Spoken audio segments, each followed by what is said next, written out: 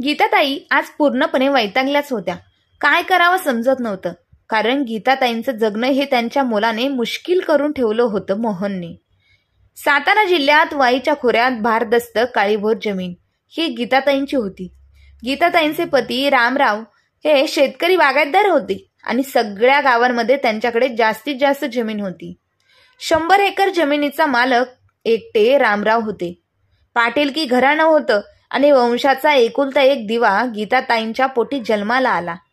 लहानपणापासून एकुलता एक असल्यामुळे खूप लाडाकोडात वाढला आणि मोठ्या घराण्यातला असल्यामुळे सगळं गाव मोहनला डोक्यावरती घेऊन नाचत होतं. मोहन शाळेत खूप हुशार होता, परंतु कॉलेजच्या काळामध्ये अचानक वाईट व्यसनांची आणि वाईट संगतीच्या गोष्टींमुळे तो वाईट वळणाला गेला होता. मोहन खूप व्यसनाच्या अधीन गेला होता. आता त्याला त्याची शुद्ध देखील राहत नव्हती. तो काय वागतोय, काय बोलतोय आणि ह्या सगळ्या गोष्टींचा धक्का मात्र रामराव यांना बसला होता. म्हणूनच की काय रामराव हे अगदी 2च वर्षात देवाघरी गेले. परंतु त्यांनी जाण्याच्या अगोदरच आपली जी जमीन होती ती बायकोच्या आणि मुलांच्या नावावरती केली होती. आता रामराव तर गेले होते. गीताताईंना मोठा प्रश्न पडला होता. आता ह्या मोहनला बायको कोण देईल? याचा संसार कसा होईल? पुढे याचं भविष्य काय असेल? आई मुलाच्या चिंतेने त्याच्या उद्ध्वस्त होत चाललेल्या भविष्याचा विचार करते. तिचं शरीर आणि जीवन ग्रास होत चाललेलं होतं. म्हणूनच गीताताईंनी विचार केला, याला आता कोणीही बायको देणार नाही. म्हणून त्यांनी त्यांच्या सख्ख्या भावाला खूप विनंती केली आणि सांगितलं, दादा, तुझ्या मुलीला मी जिवंत असेपर्यंत जीवाच्या पलीकडे जपेल, परंतु माझ्या मुलाचा संसार होऊ दे, माझ्या मुलाचं लग्न होऊ दे. म्हणूनच तुझ्या मुलीचा हात मी मागत आहे माझ्या मुलासाठी. गीताताईंच्या भावाने देखील विचार केला. आपली बहीण इतकी मोठी खानदानी घराण्यात दिली होती, परंतु काय होत आहे हे सगळं? तिचं जीवन आणि तिचं उरलेलं आयुष्य सुखाचं बनवायचं असेल तर मला माझी मुलगी तिथे द्यावीच लागेल. म्हणूनच भावाने बहिणीचा विचार करून त्यांची स्वतःची मुलगी भाच्याला दिली आणि गीताताईंच्या मुलाचे लग्न झालं. परंतु एवढं सगळं होऊन देखील मोहनला वागण्याची आणि बोलण्याची अक्कल सुद्धा आलेली नव्हती आणि तो हळूहळू खूप दारू पिऊ लागला होता. दारूच्या नशेमध्ये त्याने 100 एकरची जमीन 50 एकरवर आणली आणि 50 एकरची 25 एकरवरती आणली. आता गीताताई विचार करू लागल्या, मला माझ्या नातवाचा आणि सुनेचा विचार करून ह्या 25 एकरचा तरी काहीतरी करून ही जमीन वाचवलीच पाहिजे, कारण मी माझ्या भावाच्या मुलीचं आयुष्य उद्ध्वस्त करू शकत नाही. भावाने एवढा विश्वास ठेवून त्याचा पोटचा गोळा मला दिला आहे तर. म्हणूनच गीताताईंनी त्यांच्या स्वतःच्या मुलाला असा काही धडा शिकवण्याचा निर्णय घेतला आणि त्यांनी धडा शिकवला. त्यामुळेच आज मोहनचा आणि मायाचा संसार सुखाचा चालला होता. परंतु गीताताईंनी असं नक्की केलं तरी काय ते आपण कथेमध्ये पाहूया. ए आई, ह्या कागदांवर सही कर ग, मला ही जमीन विकायची आहे. मोहन आईला जमिनीच्या कागदांवर सही करण्यास सांगत होता. मोहनची आई गीता म्हणते, मी मरेपर्यंत तुला ह्या प्रॉपर्टी मधला, या जमिनीमधला 1 रुपया सुद्धा देणार नाही मी. मोहन चिडून म्हणतो, आई आई आई आहेस की कैदी? नाही, तू मला मुलगा उपाशी मरतोय, घरावर इतकं मोठं कर्ज झाले, 2 वेळचं खायला मिळत नाही आणि तुला तुझी ही प्रॉपर्टी दाबून ठेवायची बसवायची आहे का? आता म्हातारपणात काय करशील एवढ्या सगळ्या प्रॉपर्टीचं? गीता चिडून म्हणते, मी तुझीच आई आहे, कैदासीन नाही, आणि म्हणूनच हे सगळं करतीये. कारण तुझ्या बापाची 50 एकर शेती होती, त्यामधील 25 एकर तर तू आधीच फुकून टाकली आहेस आणि आता माझ्या नावाची ही 25 एकर खायला आला आहेस का? दिवस रात्र दारू ढोसत असतो, जुगार खेळतोस आणि स्वतःच्या बायका पोरांना मारहाण करतो, काही काम धंदा करत नाही. जर मी ही जमीन 25 एकर शेती सुद्धा तुझ्या नावावर केली तर तूही विकून टाकशील आणि त्याची सुद्धा दारू पेशील आणि मग नंतर काय करशील? यानंतर कुठून पैसे आणायचे? मोहन म्हणतो, या पैशांची मी दारू नाही पिणार आई आणि जुगारही नाही खेळणार. माझ्या पार्टनरला पैसे हवे आहेत आणि आता मी या 25 एकराचे पुन्हा 50 एकर काय 100 एकर करून दाखवतो. आई, अगं स्वतःच्या मुलावर विश्वास ठेव आणि ह्या कागदपत्रांवर सह्या कर. तेव्हा गीता म्हणते, मागच्या 25 एकरच्या वेळेस सुद्धा तू असाच बोलला होतास. मी नाही आता तुझ्यावर विश्वास ठेवणार. आता ज्या दिवशी मी मरेल ना त्या दिवशी तुला ही जमीन विकता येईल बघ, हे लक्षात ठेव आणि निघ इथून आता. माझ्या मरणाच्या बातमीची वाट पहा. मोहन खूप चिडतो आणि म्हणतो, ठीक आहे, आता तू जेव्हा मरशील ना तेव्हाच येईल मी, असं म्हणून तो रागाने तेथून निघून जातो. गीताला खूप वाईट वाटतं. आपल्या पोटचा मुलगा आपल्या मरणाची वाट पाहतोय. तो इतका बिघडला आहे, स्वतःच्या आयुष्याचे वाटोळे करून घेतोय, म्हणून ती दुःखी होते. काही दिवसांनीच गीताताईंची सून येते. सून आणि नातू घरी येतात तेव्हा गीताताईच्या सुनेला खूप लागलेलं असतं आणि ती रडत असते. गीता विचारते, काय झालं तुला सुनबाई? सुनबाई सांगते, तुम्ही यांना जमिनीच्या कागदपत्रांवर सह्या नाही दिल्या. हे खूप चिडले होते. घरी आले आणि तुम्हाला काय बाई बोलू लागले. कधी मरते ती म्हातारी असं म्हणाले. तेव्हा मी तुमची बाजू घेतली आणि म्हणाले, स्वतःच्या आईच्या मरणाची वाट पाहायला लाज नाही वाटत का तुम्हाला? ते आणखीन खूप चिडले आणि त्यांनी मला मारलं. क्षणभर तर मला वाटलं माझा जीवच घेता येतोय की काय. मला माझ्या जीवाची पर्वा नाही, पण तुमच्या ह्या नातवासाठी माझा जीव तुटतो. आई म्हणून इथे निघून आले. मी गीताला खूप दुःख होतं आणि ती म्हणते, माफ कर सुनबाई, माझ्यामुळे सगळं घडलं. पण तुलाही माहिती आहे मी त्या कागदपत्रांवर सही नाही देणार. ते पैसे तुझ्यासाठी आहेत, या माझ्या नातवासाठी आहेत. तुझ्या नवऱ्याच्या हातात दिले तर सगळं काही राख होईल. माया म्हणते, खरं बोलताय तुम्ही आई. आई, मी तुम्हाला इथे कोणती विनंती करायला आले नाही की तुम्ही ती जमीन माझ्या नवऱ्याला द्या. मी फक्त जे घडलं ते सांगायला आली आहे. काही क्षण सुखाने जगायला आले आहे तुमच्याजवळ. गीता मायाला जवळ घेते आणि तिच्या नातवालाही जवळ घेते आणि म्हणते, काळजी करू नको, सगळं काही ठीक होईल. गीता विचार करते की आपण हा हट्ट तर धरला आहे, परंतु त्यामुळे सुनबाईच्या आणि नातवाच्या जीवाला धोका आहे. माझा मुलगा सुनबाईला आणि नातवाला दररोज मारझोड करतो. आता तर या मोहनला तर चांगलाच धडा शिकवावा लागेल, असा विचार करून तिला एक कल्पना सुचते. गीता ही ह्या प्लॅनमध्ये मायाला आणि तिच्या नातवाला सामील करून घेते. 2 दिवसानंतर माया तिच्या नवऱ्याला मोहनला फोन करते आणि म्हणते, अहो तुम्ही कुठे गेला होता? 2 दिवसांपासून तुमच्या आई या जगात नाही राहिल्या आहेत, त्या देवघरी गेल्या आहेत. हे ऐकून मोहनला मोठा धक्का बसतो आणि तो धावत पळत आईच्या घरी पोहोचतो. मोहन मायाला विचारतो, हे काय बोलत आहेस तू? आई आता ह्या जगात नाहीये का? माया म्हणते, खरंच बोलते मी. कुठे गेला होता तुम्ही 2 दिवस? मोहन सांगतो, काही नाही, मित्रांसोबत मस्त गोव्याला गेलो होतो. फिरायला गेलो होतो. मी गोव्याला मोबाईल बंद करून ठेवला होता. मस्त खाल्लं पिल्लं, मजा केली.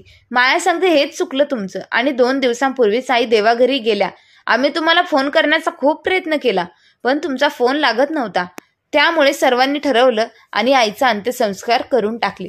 मोहनचा विश्वास बसत नाही. तो क्षणभर दुःखी होतो, पण मग नंतर विचार करतो, जे झालं ते चांगलंच झालं.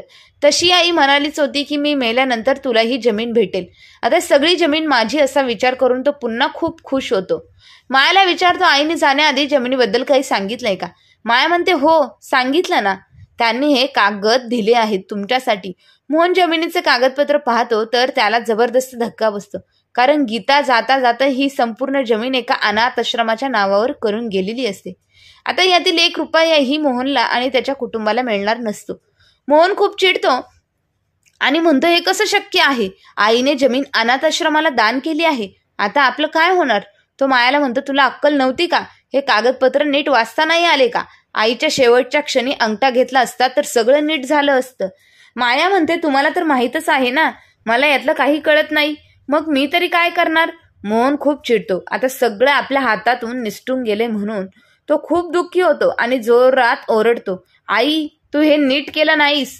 तू म्हणाली होतीस की मी मेल्यानंतर हे सगळं माझं असेल, पण तूही आता जाता जाता माझा विश्वासघात केला की मी तुला कधीही माफ करणार नाही. मोहन खूप दुःखी होतो आणि लगेचच मित्रांबरोबर दारू प्यायला निघून जातो.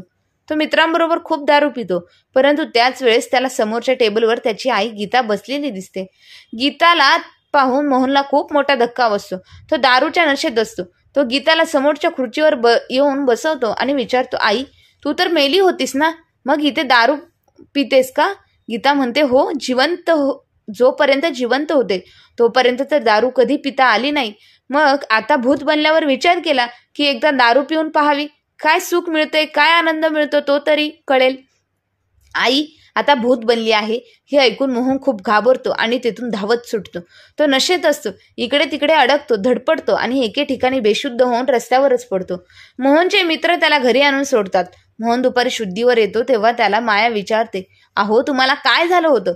रस्त्यावर पडला होतात. मोहनला रात्रीचा सगळा प्रकार आठवतो आणि तो मायाला सांगतो की माझी आई भूत बनली आहे. रात्री माझ्या समोरच्या टेबलवर बसून ती दारू पित होती. माया म्हणते, हे काय बोलतात तुम्ही? दारूची नशा आहे, दारूची नशा. अजून उतरली नाही वाटते. गप्प बसा, काही बाई बोलू नका. आणि ती लगेच किचनमध्ये काम करायला निघून जाते. मोहन डोक्याला हात लावतो आणि विचार करतो, हे काय होतंय माझ्याबरोबर? भूत वगैरे काही नसतं. मेलेला माणूस परत कशाला येईल आणि आईसारखी बाई दारू कशाला प्याईल? हा विचार करून हा सगळा भास होतो असं त्याला वाटत होतं. थोड्या वेळानंतर मोहन विचार करतो की आईने सगळी जमीन तर अनाथ आश्रमाला दान केली आहे, पण एकदा वकील साहेबांना भेटून पाहावं, ते नक्कीच काहीतरी चांगला मार्ग सुचवतील असा विचार करून मोहन त्याच्या वकिलांकडे जातो. वकील खुर्चीवर पाठमोरे बसलेले असतात. मोहन त्यांना म्हणतो, पहा ना वकील साहेब, माझ्या आईने जाता जाता सगळी जमीन दान केलेली आहे. जमीन आता काय करायचं? तुम्हीच एकदा मार्ग सुचवा. तेव्हा खुर्चीत बसलेल्या मोहनच्या बाजूने वळते आणि खुर्चीवर चक्क गीता बसलेली असते. आईला पाहून मोहन जबरदस्त धक्का बसतो. तो विचारतो, आई तू तर देवाघरी गेली होतीस ना? गीता म्हणते, हो मीच. तू वकील साहेबांकडे आला आहेस ना माझा निर्णय बदलण्यासाठी, पण त्या वकिलाला मी केव्हाच देवाघरी पाठवले. आता मीच वकील आणि मीच जज, आणि आता मीच तुझ्याबरोबर काय करते ते पहा, असं म्हणून गीता जोरात ओरडते. गीताचे हे अवकाळ विक्राळ रूप पाहून मोहन खूप घाबरतो आणि तेथून धावत सुटतो. मोहन घरी येतो आणि चक्क खोलीमध्ये स्वतःला कोंडून घेतो. तेव्हा माया त्याला विचारते, अहो काय झालं? तुम्ही असे धावत परत घरी का आलात आणि रूमचा दरवाजा का बंद केलाय? मोहन म्हणतो, मला आज आई पुन्हा दिसली वकिलांच्या कॅबिनमध्ये. त्यांच्या खुर्चीवर बसली होती. मला धमकी दिली तिने. ती मला नाही सोडणार, मलाही मारून टाकेल. मी नाही या रूमच्या बाहेर येणार. माया काहीच बोलत नाही. ती मागे वळून पाहते तर तिची सासू उभी असते. त्या दोघी एकमेकांकडे पाहून हसताय, हात मिळवत आहे आणि आपला प्लॅन यशस्वी होतोय म्हणून खूप खुश होतात. संध्याकाळ होते. मोहन मायाला हाक मारतो आणि म्हणतो, मला खूप भूक लागली आहे, जेवायला दे. माया त्याला जेवायला म्हणते, हो आलेच, 2 मिनिटात. ती दरवाजा वाजवते. मोहन दरवाजा उघडतो तर त्याच्यासमोर जेवणाचं ताट घेऊन माया नाही तर गीता त्याची आई उभी असते. मोहन खूप घाबरतो. त्याची बोबडीच वळते. तो खाली कोसळतो. तेव्हा गीता प्रेमाने त्याचा हात हातात घेते, त्याला उचलते आणि खुर्चीवर बसवते. ती स्वतःच्या हाताने त्याला भरवू लागते.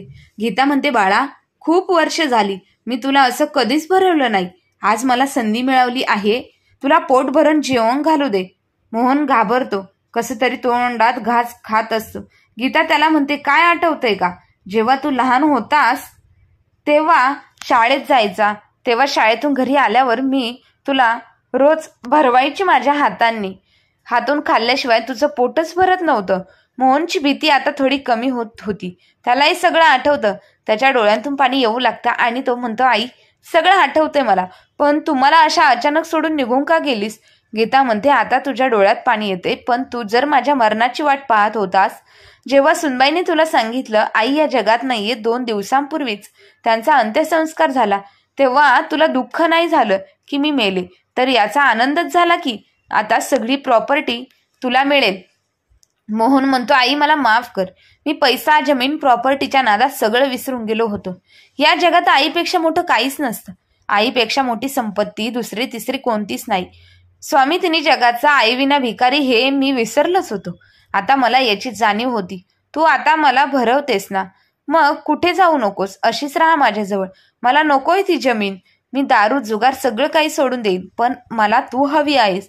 हे ऐकून गीताला खूप आनंद होतो आणि तिच्याही डोळ्यात पाणी येतं. गीता म्हणते, अशीच तुझी इच्छा आहे का? ठीक आहे, तथास्तु.